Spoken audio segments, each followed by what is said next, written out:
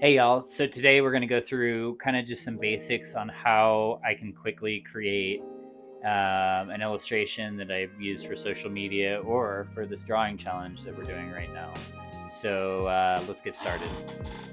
All right, so in general, when I start with a blank canvas, if my output is going to be for I'm not going to vectorize this, like I'm just going to use the art as is, then I generally go in and I'll make the canvas to whatever size I am going to use, but I double that size and keep it at 300 dpi.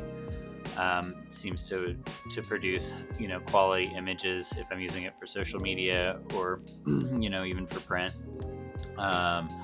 So I've got my canvas the way I want it. What I do is I use reference images a lot of times, and what I'll do generally is I'll put it on a different screen because I don't like the clutter of having the reference image on the same screen. But for this tutorial, I'm gonna got my little Care Bear here, and so I'll go in and create a new layer. I've got my reference image. I come in. I really love this. So from True Grit Texture Supply, there's a brush package from Boring Friends that I absolutely love. I use it on so much stuff. It just has a great variety of stuff that really fits my illustration style.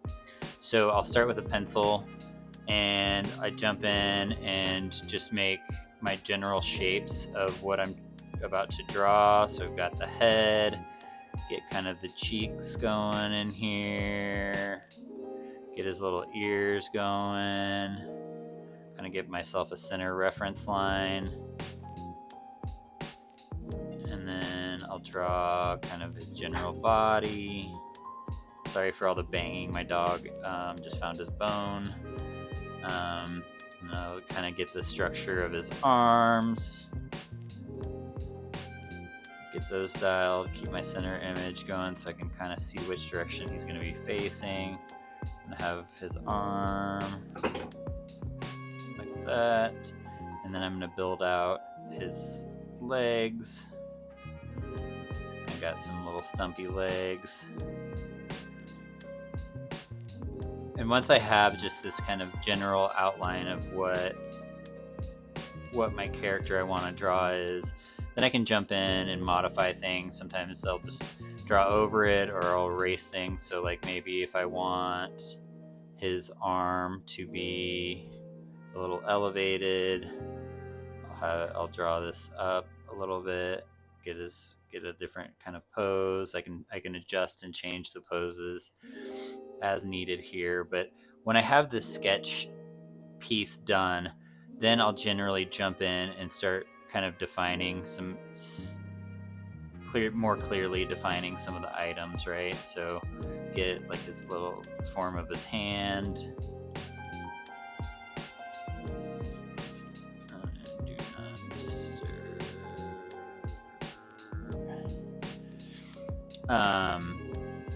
And then get just a little bit more detail on the structure of my character.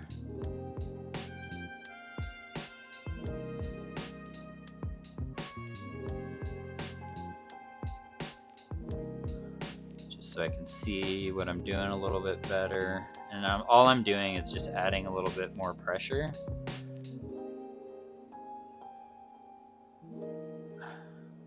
I want to do some big retro eyes. Get his little cheek definition there.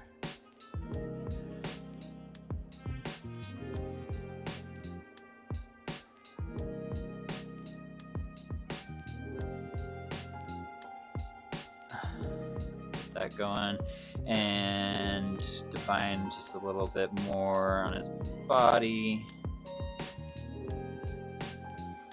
And with this, what I'm trying to do is just make it easier for myself when I go to do kind of my line art to see what these elements are, right? So because this is a mashup with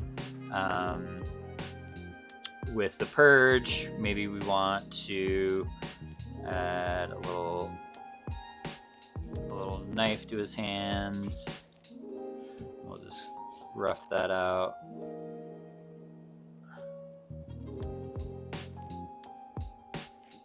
Give him a big butcher knife that he's holding. And gotta get the purge face in here somewhere. So we'll do like the X'd out smiley face.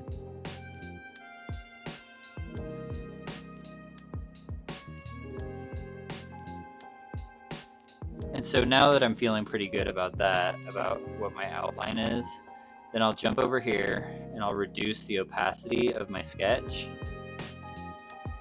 And I'll add a new layer, and then I'll use a liner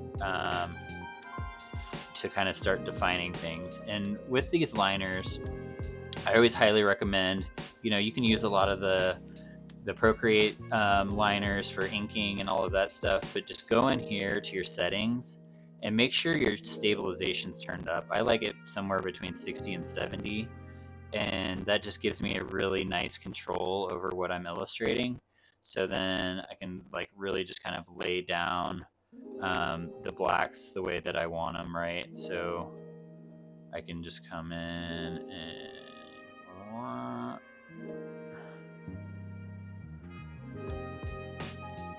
and it just kind of lays on like actual ink, right?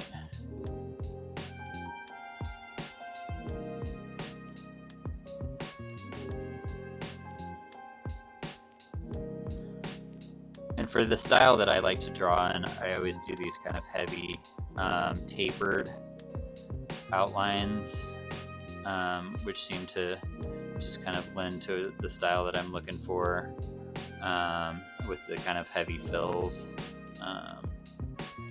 I really like that, and this is utilizing pressure as well. So the more pressure I put on it, the thicker the line is going to be. And so you can see like the taper as I push harder, how the line thickness gets thicker, and then if I push harder at the beginning and then let up off of it, I have a lot of control over the line weight. So we'll go in and add this guy's little ear.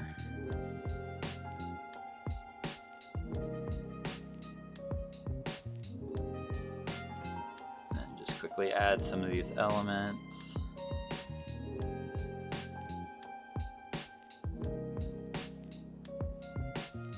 Get some little fingers going.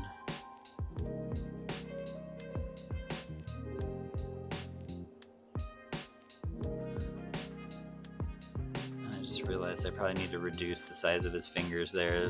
It's a little, that hand's a little small compared to the other one. Bigger belly there, add that. And so as you can tell, like by adding that stabilization, it's really just like laying on there. Like, I don't know if you ever see the like really talented sign painters, but they're able to just kind of like, it almost looks like they're just laying it on like a rope, which is, I'm always so impressed by. So we're gonna make his hand a little bit smaller to match the other hand.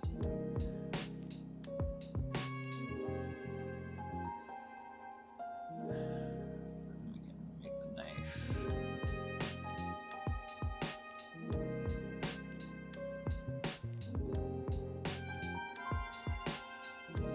Little belly graphic going.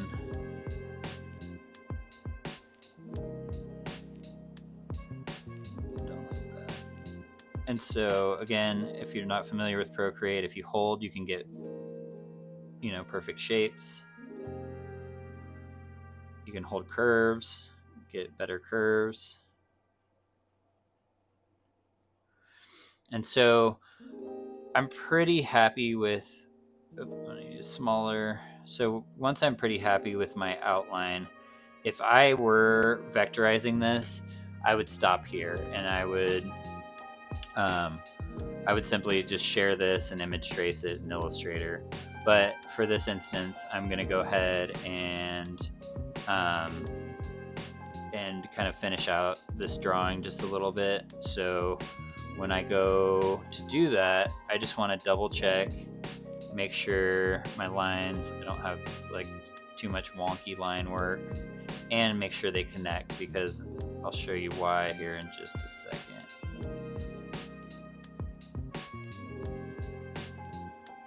Oh, don't like that either. Let's see, we want to do,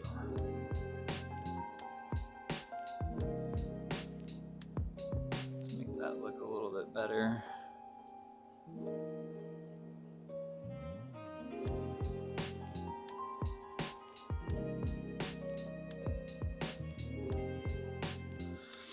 And that's good enough for what we're wanting to do right now. So then I want to make sure that I don't have any gaps in my lines. So I'm going to go through and check on that. Looks pretty good. So then I click here and I make this a reference layer, and then I add a layer below it, and that's going to be where I'm filling in my color. So for this, say we wanted him to be this kind of bright yellow, then I'm just going to go ahead and start filling that yellow in wherever his body parts are. And maybe we want the little smiley to be pink. And